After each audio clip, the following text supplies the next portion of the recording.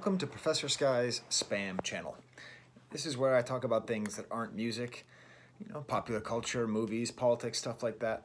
Right now it's a secret channel, so there's probably going to be 5 people who watch this, maybe more.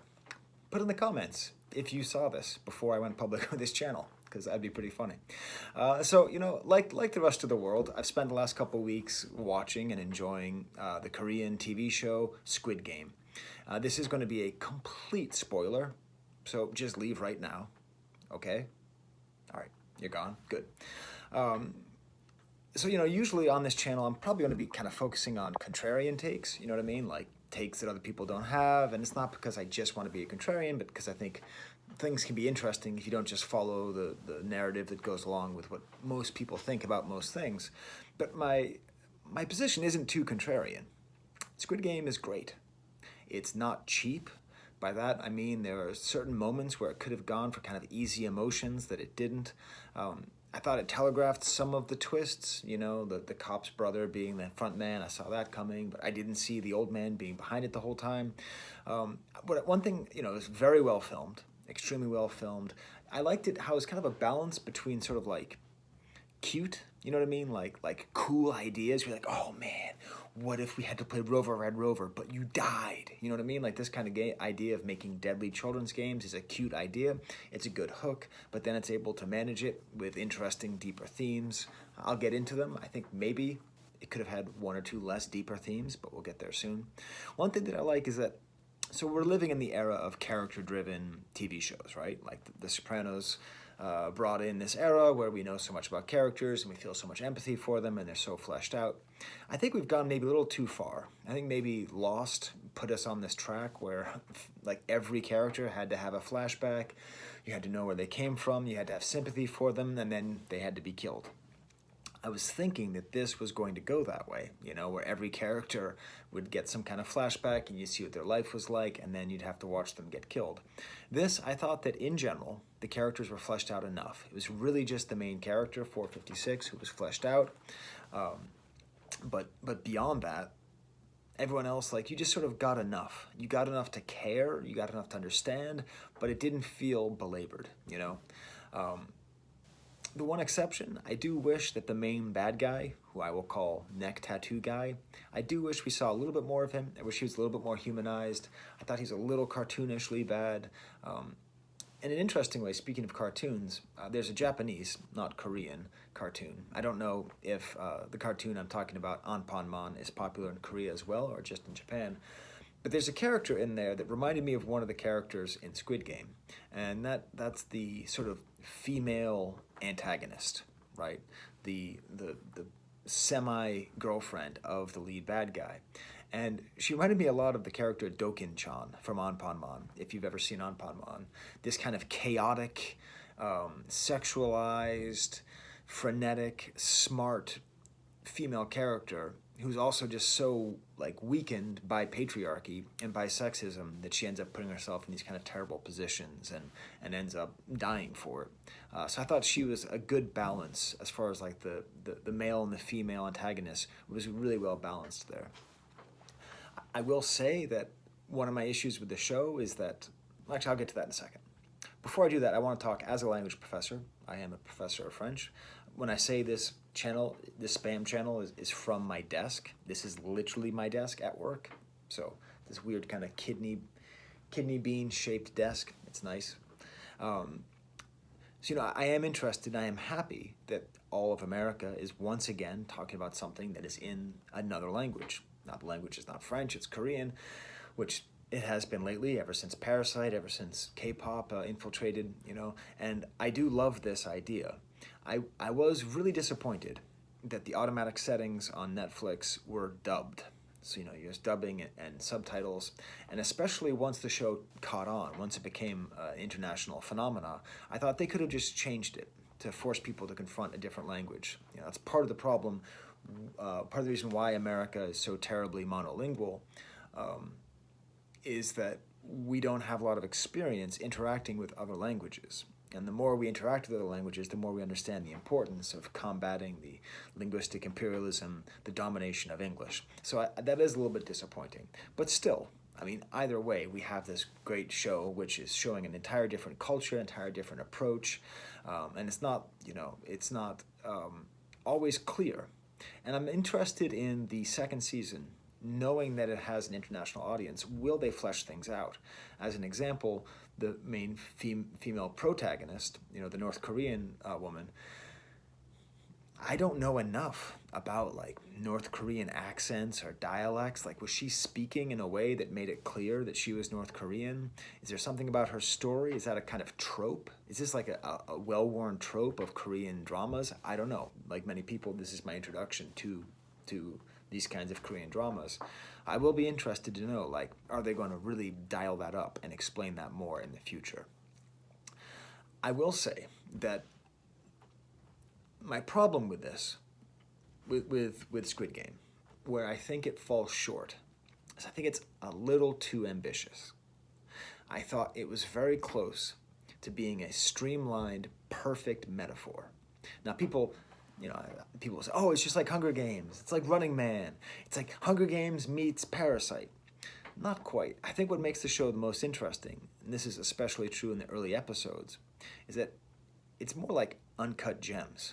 It's more like the Davey Scatino storyline, speaking of The Sopranos, the guy whose life falls apart because of gambling, played by Robert Patrick. The beginning of the show is this beautiful, well done, intellectually rigorous, harsh analysis of gambling addictions, right? The greed, the weakness, the plague of addiction, the slapping game, all of the sunk cost fallacy that goes into like, well, I've already done this much, so I better do more.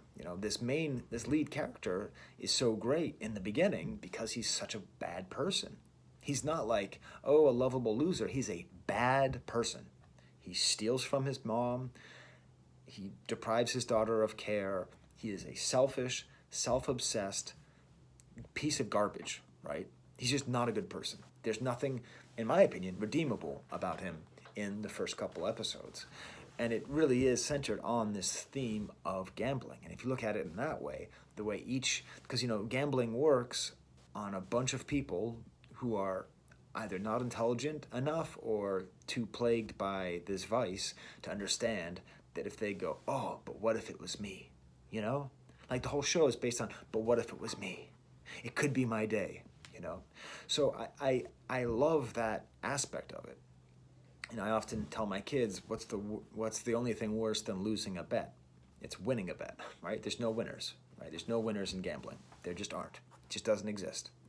It's like drugs. It's just you can't win. You maybe won't lose. Best case scenario. So my issue with the show, and this, I don't know, it's tough to say if it's my issue because it does do this other thing well, but it expands and changes throughout the runtime. We get a redemption arc for 456.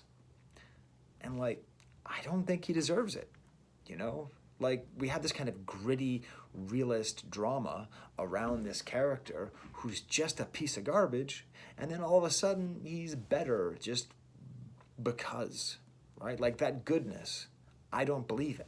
I don't believe it. And I know popular culture is filled with this kind of character, this kind of complete loser who is a jerk and a selfish person who hurts everybody around him, and then we magically like him by the end. But there's something about the quality of the realism of the show where it just kind of failed. Why did he end up being good? In my opinion, I think he should have died at the end. I think that would have made more sense. I think he should have, for lack of a better term, be punished. Or even better, I think he should have died 3/4 of the way through and had the story follow somebody else. Because fundamentally, he does get rewarded for his gambling. Now, the thing about the twists in the show, there were several twists, right? When we have, number one, the old man becoming the guy behind it all, it really, I think, weakened the show. I think it's a much better show if we imagine it as a sort of shadowy cabal, if we imagine it as a money-making system, right? Because in addition to the gambling theme, we also have the theme about the ruthlessness of capitalism, right? And the ruthlessness of gambling is very tied into the ruthlessness of gambling, right?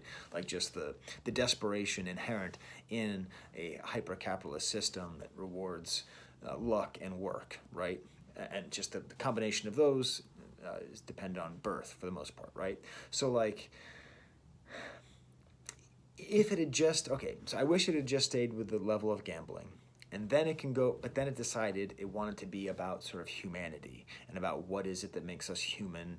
And in a way, it was humanism fighting against capitalism by the end, right? And that's kind of an interesting theme. And we could have kept that if we had it being a shadowy cabal behind everything.